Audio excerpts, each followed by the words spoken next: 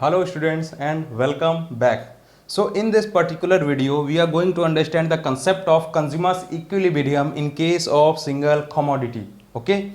Since in last video we understood the concept of the relationship between total utility and marginal utility.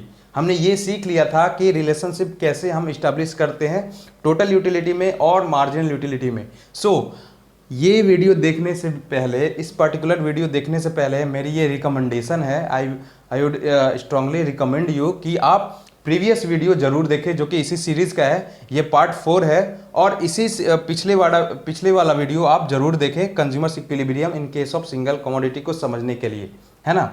तो ये जो concept है ये totally based है पिछले वाले वीडियो पे. ओके. तो पिछले वाले वीडियो में हमने सीखा था concept of total utility and marginal utility. Total utility क्या होती है, मार्जिनल यूटिलिटी क्या होती है ना. तो आज हम बात करने वाले consumers equilibrium in case of single commodity. Okay. तो जब भी आप, मैंने बताया था इकोनॉमिक्स के शुरू वाले लेक्चर में कि आप जब भी इकोनॉमिक्स पढ़ते हो, इकोनॉमिक्स मतलब क्या कर रहे हो, प्रॉफिट की कैलकुलेशन कर रहे हो. प्रॉफिट हम दो केस में कैलकुलेट करते हैं. एक अपनी प्रॉफिट मतलब कंज्यूमर की प्रॉफिट हम कैलकुलेट करते हैं और एक किसके, प्रोड्यूसर की प्रॉफिट कैलकुलेट करते हैं, है ना. तो आज हम कंज्यूमर्स की बात करने वाले हैं. Consumers equilibrium in case of single commodity. In case of multiple commodity भी होता है, 2 कमोडिटी होता है, उसकी बात हम नेक्स्ट वीडियो में करेंगे. आज हम बात करने वाले हैं केस ऑफ सिंगल कमोडिटी.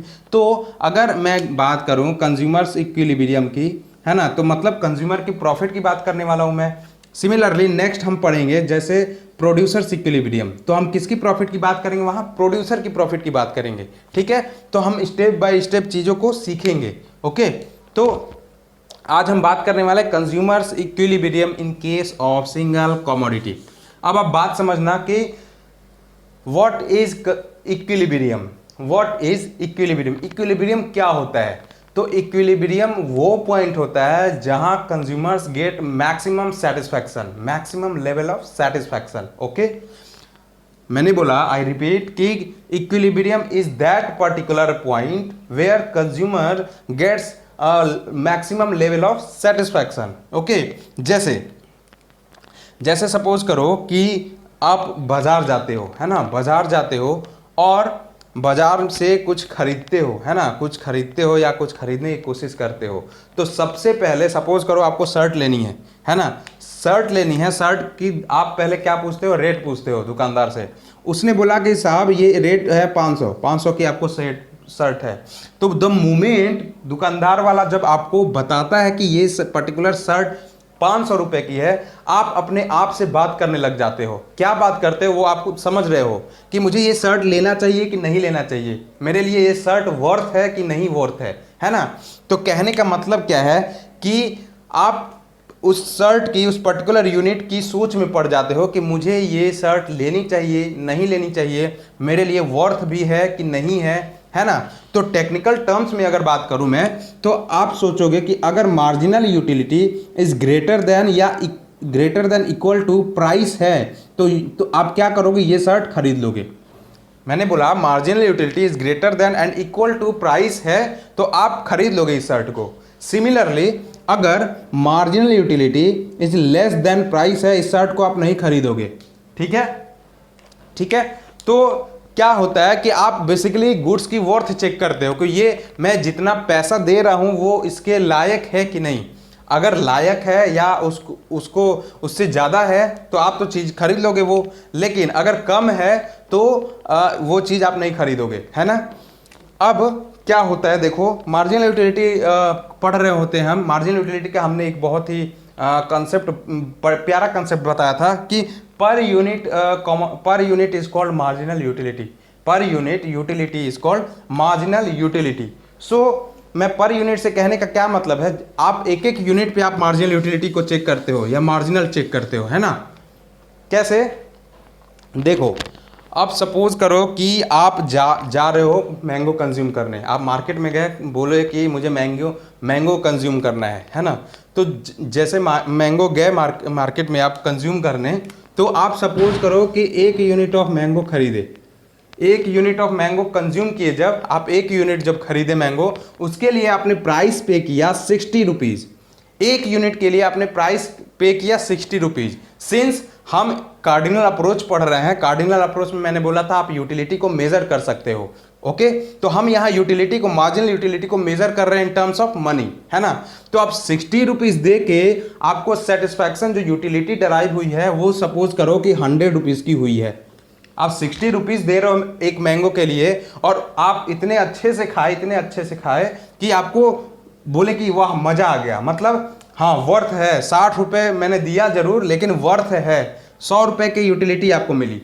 ये मैं यूटिलिटी मेजर हम कर रहे हैं किसमें, मनी की टर्म्स में। ओके, सिमिलरली आप दूसरा यूनिट जब खाए तो मैंने प्रीवियस वीडियो में क्या बताया था कि जैसे जैसे आप चीज़ों को कंज्यूम करने लगते हो आपकी पेट भरने लगती है, आपकी सेटिस्फैक्शन अब क्या होता है, भरने लगता है। हमने ये बताया था ना कि ये कंज्यूमर का पेट हो गया, आप एक यूनिट यहाँ खाए तो इतना पेट भर गया, एक चपाती ये खाए तो ये पेट भर गया, धीरे धीरे आप ये खाओगे इतना भर जाएगा। तो आप जैसे जैसे कंज्यूम करने जाते हो, करते जाते हो पर्टिकुलर कमोडिटी, आपकी सेटिस्फैक्शन लेवल क्या होती है, कम होती जाती है। ठीक है, अब क्या हो रहा है कि जैसे आपने एक यूनिट खाया, आपको प्राइस में देना पड़ा 60 रुपीज़ और आपको यूटिलिटी कितना हुआ, 100 के इक्वल डराइव हुआ। सिमिलरली आप दूसरी यूनिट जब कंज्यूम करोगे तो आपको प्राइस तो 60 रुपीज़ ही देनी पड़ेगी, लेकिन अब क्या हो रहा है, आपकी सेटिस्फैक्शन कम होगी कि नहीं होगी, है ना, कम होगी। कितनी हो गई, मान लो 80 रुपये। कम इसलिए होगी, इसको हम क्या बोलते हैं, law of diminishing marginal utility. Law of diminishing marginal utility states that कि पर यूनिट कंजप्शन पे आपकी धीरे धीरे जो है यूटिलिटी मतलब सेटिस्फैक्शन लेवल कम होते जाती है। मैंने रोटी वाला एग्जांपल दिया ना कि जैसे जैसे आप सपोज करो आपको बहुत ज़्यादा 2 दिन से खाना नहीं खाया हो, बहुत ज़्यादा भूख लगी है, तो सबसे पहले एक रोटी खाओगे, है ना, तो आपकी थोड़ी सेटिस्फैक्शन भर जाएगी।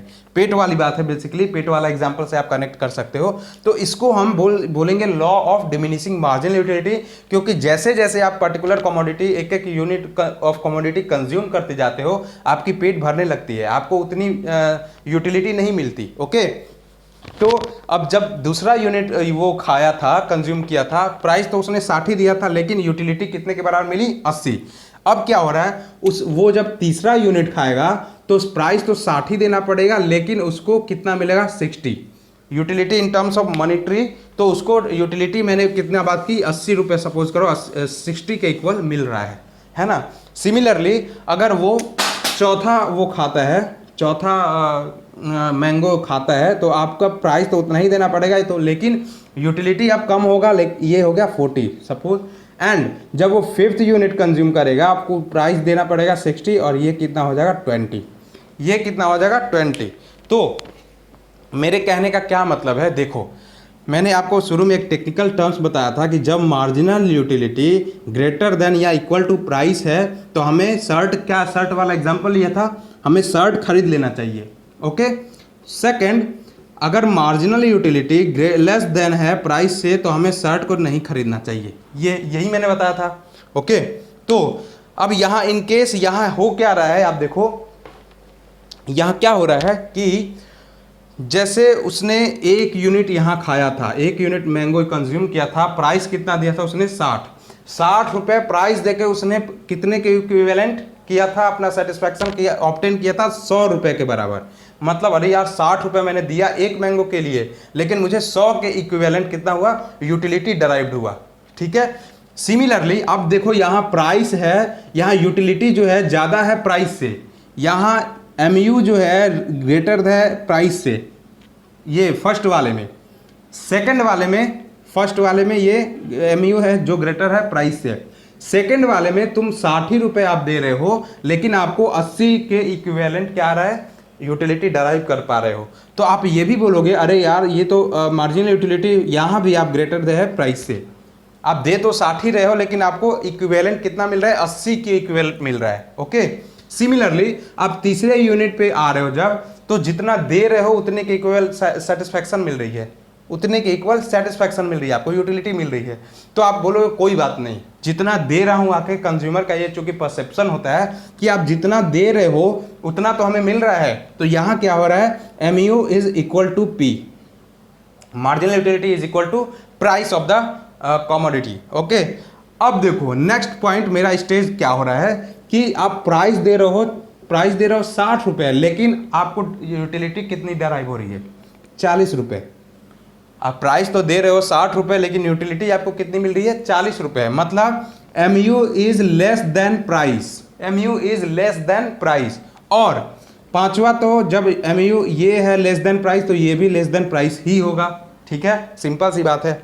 अब क्या हो रहा है, मैंने बोला कि कंज्यूम, यहाँ ये क्या हो रहा है, ये पॉइंट मेरा रहना चाहिए, ये पॉइंट वो सेटिस्फाई करना चाहिए। तो इस पॉइंट को हम क्या बोलेंगे, कंज्यूमर्स इक्विलिब्रियम। इस पॉइंट को हम क्या बोलेंगे, कंज्यूमर्स इक्विलिब्रियम। यहाँ देखो, आप यहाँ तो चीज़ों को तो खरीदोगे ही, क्योंकि 60 रुपये में आपको 100 के इक्विवेलेंट क्या मिल रहा है, यूटिलिटी मिल रहा है। तो यहाँ तो आप चीज़ खरीदोगे ही। सिमिलरली सेकंड पॉइंट में 60 रुपये दे रहे हो, 80 रुपये मिल रहा है यूटिलिटी, यहाँ भी आप चीज़ें खरीदोगे। चीज़ें आप कहाँ तक खरीदोगे, जब MU ग्रेटर देन या इक्वल टू प्राइस हो, तब तक आप चीज़ क्या करोगे, वो उसकी वो पर्टिकुलर कमोडिटी कंज्यूम करते जाओगे। और तीसरे पॉइंट में हमारा एग्जैक्टली वही हो रहा है कि 60 रुपये दे रहे हो और 60 के इक्वल देखो आपको यूटिलिटी भी डराइव हो रही है। तो this point is called consumers equilibrium. This point is called, यहाँ देखो, यहाँ MU greater than equal to price है। ठीक है, and this point is called consumers equilibrium point. Okay, next ये तो रहा शेड्यूल आपका। नेक्स्ट हम बात करते हैं ग्राफ की। ग्राफ क्या होने वाला है, देखो ग्राफ की हमने बात करनी है अब, है ना। देखो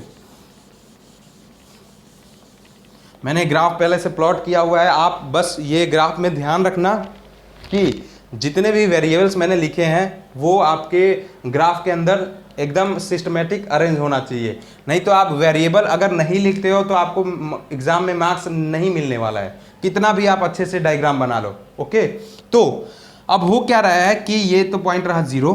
ओके, ये रहा मेरा MU और P, मार्जिनल यूटिलिटी और प्राइस। ये रहा हमारा यूनिट्स, है ना, ये रहा हमारा यूनिट्स। यूनिट्स कितने अपने पास, 5, 1 2 3 4 5। ओके, और MU और P कितना है, ये देखो 20 40 60 80 एंड 100। ये हमारा प्लॉट तैयार है। अब क्या करना है, अब जब 1 यूनिट कंज्यूम किए थे मैंगो के, तो 100 के यूटिलिटी आपको ड्राइव हुई थी। अब एक बात सोचो कि हर केस में प्राइस तो हर केस में सेम है, आपका प्राइस हर केस में सेम है, तो price is parallel to X axis. ठीक है, नेक्स्ट, आप जब 1 यूनिट कंज्यूम किए थे आपको कितने यूटिलिटी मिली थी, 100। यहाँ पे आपको यूटिलिटी 100 मिली थी। ओके, सिमिलरली दूसरे यूनिट पे आपको 80, दूसरे पे आपको कितना मिला 80, ये रहा 80 वाला पॉइंट। ओके, एंड तीसरे पे आपको कितना मिला 60, तीसरे पे आपको ये 60, तीसरे पे आपको 60, देन चौथे पे 40, ये फोर्थ है, ये 40, चौथे पे 40 एंड पांचवें पे आपको 20, पांचवें पे ये रहा 20। ठीक है, तो when you join this point, आप इस पॉइंट को जैसे ही ज्वाइन करोगे, पॉइंट को मेक श्योर कि सारा पॉइंट टच होना चाहिए, है ना, सारा पॉइंट क्या होना चाहिए, टच होना चाहिए एक दूसरे में। ओके, ये मेरा कंज्यूमर इक्विलिब्रियम का ग्राफ बन गया। अब हमें कंज्यूमर इक्विलिब्रियम फाइंड करना है। यहाँ देखो, आप फर्स्ट यूनिट जब कंज्यूम कर रहे हो, आपको प्राइस ये देना पड़ रहा है 60 देना पड़ रहा है, लेकिन आपको यूटिलिटी 100 के इक्वल मिल रहा है, आपको यूटिलिटी 100 के इक्वल मिल रहा है। 1 सेकेंड, हाँ, अब नेक्स्ट बात करें कि आप प्राइस कितना दे रहे हो। 1 यूनिट पे प्राइस तो 60 दे रहे हो, your price is constant, but आपको यूटिलिटी 100 के इक्वल मिल रहा है, तो दिस इज योर प्रॉफिट, यहां आप सरप्लस में हो।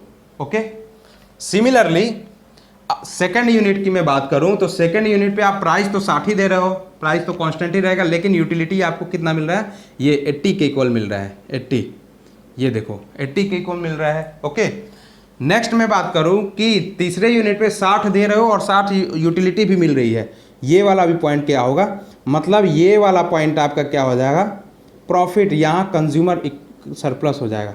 सरप्लस हो जाएगा, सरप्लस वाला केस है, और सरप्लस कौन ले रहा है, कंज्यूमर ले रहा है, तो ये क्या हो जाएगा, कंज्यूमर सरप्लस, इसको हम बोलेंगे, इसको हम बोलेंगे कंज्यूमर सरप्लस। नेक्स्ट अब बात करते हैं कि चौथे यूनिट पे क्या हो रहा है, 60 आप कर रहे हो और 40 के इक्विवेलेंट, चौथे यूनिट पे प्राइस तो सेम रहेगा लेकिन आपको यूटिलिटी देखो कितना मिल रहा है ये, तो ये क्या हो रहा है आपका लॉस वाला जोन है। आप यहाँ ये शर्ट नहीं खरीदोगे, शर्ट की मैं बात किया था ना, यहाँ पे आप शर्ट नहीं खरीदोगे, और यहाँ पे जब नहीं खरीदोगे तो 5वें पे 60 दे के 20 की यूटिलिटी मिल रही है, तो क्या फ़ायदा, यहाँ पे भी आप शर्ट तो खरीदोगे ही नहीं, आपके लिए कोई वर्थ भी नहीं है, तो ये क्या हो गया, लॉस मेकिंग जोन है। तो कहने का मतलब क्या है, अब कंज्यूमर इक्विलिब्रियम, हम इक्विलिब्रियम कहाँ पे मेरा होना चाहिए, दिस पॉइंट वेयर ये वाली जो पर्टिकुलर रेड लाइन है इंटरसेक्ट करती है, जब ये ब्लैक लाइन को, प्राइस लाइन को जब इंटरसेक्ट करती है MUPU लाइन, तो ये वाला पॉइंट क्या है, ये वाला पॉइंट का हो जाएगा कंज्यूमर इक्विलिब्रियम लाइन।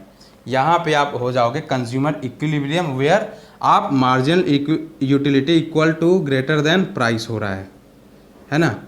तो आप क्या ओवरऑल कंक्लूजन क्या है इसका, कि consumer equilibrium in case of single commodity क्या होने वाला है, in case of single commodity क्या होगा, जब marginal utility is greater than equal to price होगा तो आप कंज्यूमर इक्विलिब्रियम में रहोगे, आपको प्रॉफिट होगा। लेकिन ये अगर लेस देन होगा, है ना, ये मैं यहाँ लिख देता हूँ प्रॉफिट मेकिंग जोन, ये कंज्यूमर इक्विलिब्रियम का पॉइंट है, और आप मार्जिनल यूटिलिटी अगर लेस देन पी रहेगा तो आप करोगे लॉस। तो this is the particular stage where consumer is in equilibrium. Okay, समझ में आई। तो आई गेस आपको ये वीडियो अच्छे से मैं समझा पाया, अच्छे तरीके से आपको समझ में आ गया। नेक्स्ट बात करेंगे हम इस वीडियो का next series consumer equilibrium in case of two commodity. Okay, so आप ये वीडियो को समझें, ना समझ में आए दोबारा देखें, अब तब भी समझ में ना आए तो आप कमेंट बॉक्स में कमेंट करें, ठीक है। तो thank you. Okay, thank you.